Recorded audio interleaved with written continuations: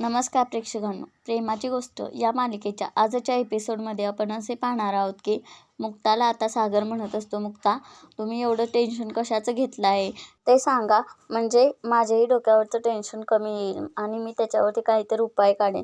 तर मुक्ता म्हणते की आपल्या घरात असणारी व्यक्ती ही अभिषेकला मदत करत आहे.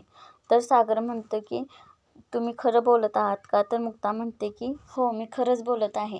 ती व्यक्ती म्हणजे सावनी अभिषेकला मदत करत आहे. जेव्हा मी पुरावा तुम्हाला दाखवण्यास प्रयत्न करत होते, तेव्हा ती काही ना काही करून ती पुरावे नष्ट करत आली आहे. त्यामुळे मी तुम्हाला काही पुरावे दाखवू शकत नाही. तर सागर म्हणतो, तुम्ही हे खरं बोलताय का? तर मुक्ता म्हणते की हो, आता तुम्ही फक्त मी सांगते तेवढं करा. तर सागर म्हणतो की करा, अजून परोपकार करा, म्हणजे चांगलं घराचं होईल आपल्या, असं आता सागर मुक्ताला कावत असतं.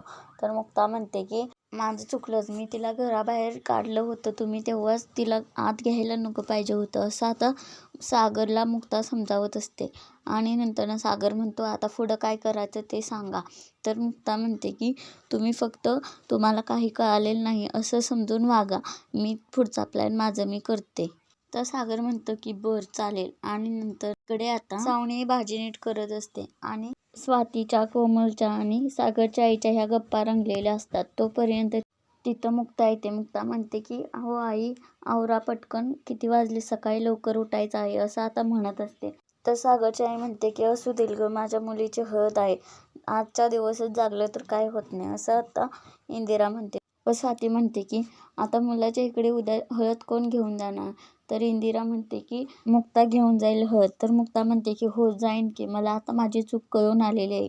हे सर्व आता सावनी ऐकत असते. सावनी म्हणते की मुक्ता, तू हरलीस आणि मी जिंकली, तू कुणाशी पंगा घेतलेलास हे तुला ठाऊकही नव्हतं, नाही तुला पायापाशी माझ्या आणलं ना तर माझं पण नाव सावनी नाही, असं आता सावनी म्हणत असते. व मुक्ता मनातल्या मनात म्हणते की तू गाफील आहेस हे मला आता ठाऊक झालं आहे, त्यामुळे मी उद्याचा प्लॅन माझा सक्सेस होईल, असं आता मुक्ता म्हणत असते. तर ना आपल्याला असं पाहायला मिळणार आहे की मुक्ताला आता ते पहिलं झालेलं सर्व आठवत असतं व तिथे लगेच सागर येतो. सागर म्हणतो की मुक्ता काय झालं, तुम्हाला सर्व आठवत आहे का?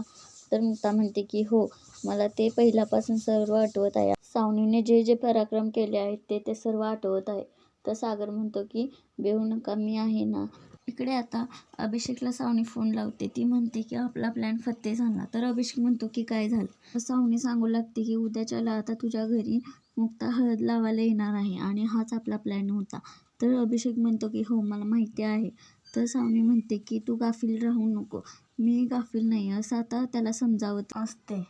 व नंतर ती फोन ठेवते आणि नंतर ती म्हणते की आज एक तरी पॅक व्हायलाच पाहिजे, म्हणून ती वाईन घेते आणि ती दारू पीत असते. व ती नंतर म्हणते अशा ओल्ड रूपात मी दारू पिणार नाही, म्हणून ती न्यू लुक करते आणि ती दारू पीत बसते.